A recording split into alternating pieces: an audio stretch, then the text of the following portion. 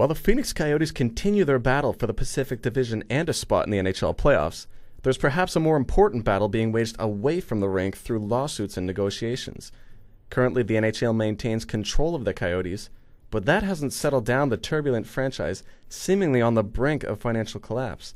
Reports have surfaced indicating the city of Glendale is getting ready to file a lawsuit against the Goldwater Institute, an independent government watchdog whose duty it is to expand economic freedom in the state.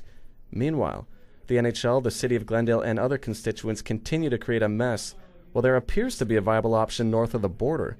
Ironically enough, it's the same place they left back in 1996. Canadian hockey fans and residents of Winnipeg in particular are clamoring for an NHL franchise. But what would change this time around? Paul Friesen of the Winnipeg Sun says Winnipeg now has an ownership structure in place that could be profitable. Well, first of all, there's a new arena, and the owners of that new arena would be the owners of the hockey franchise. That wasn't the case under the old Winnipeg Jets. The Jets paid rent to a city body to rent the arena and didn't receive any revenues outside of hockey from the arena. Under the current structure, the ownership group here, True North Sports and Entertainment, have control and ownership of the arena, so all revenues from it, including naming rights, concerts, concessions, all come to True North. Given the strength of the proposed Winnipeg ownership group, many casual fans are wondering why the NHL would delay this relocation. But Friesen says it's not that Gary Bettman is opposed to bringing the Coyotes back to Winnipeg, but that relocation is never good for business. He's already publicly said that perhaps coming back to Winnipeg someday makes some sense. We could right an old wrong. So he's opened that door now and kind of swallowed his pride in that way. And he never did get the big U.S. TV contract that he hoped all these American cities would produce. I think it's just a matter of protecting the NHL. I mean, instability is the worst thing for a business. So to have teams, franchises moving is just not good for business. Outside of Winnipeg, popular opinion seems to be that bringing the Coyotes back to Winnipeg is a no-brainer.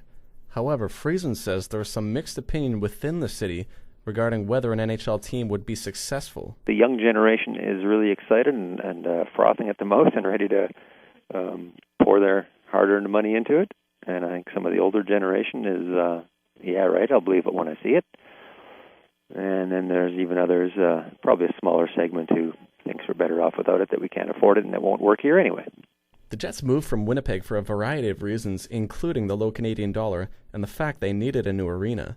But with those two primary issues resolved, why are some Winnipeg residents still not on board with an NHL franchise coming back to their city?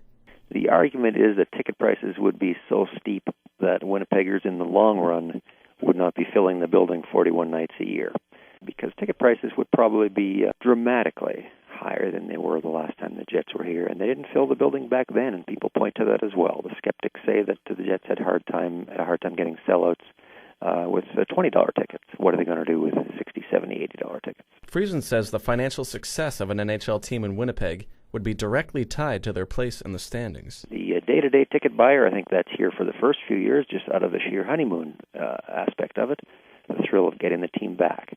Long-term, though, I think that it would be a touch-and-go break-even venture and would depend on having a good team.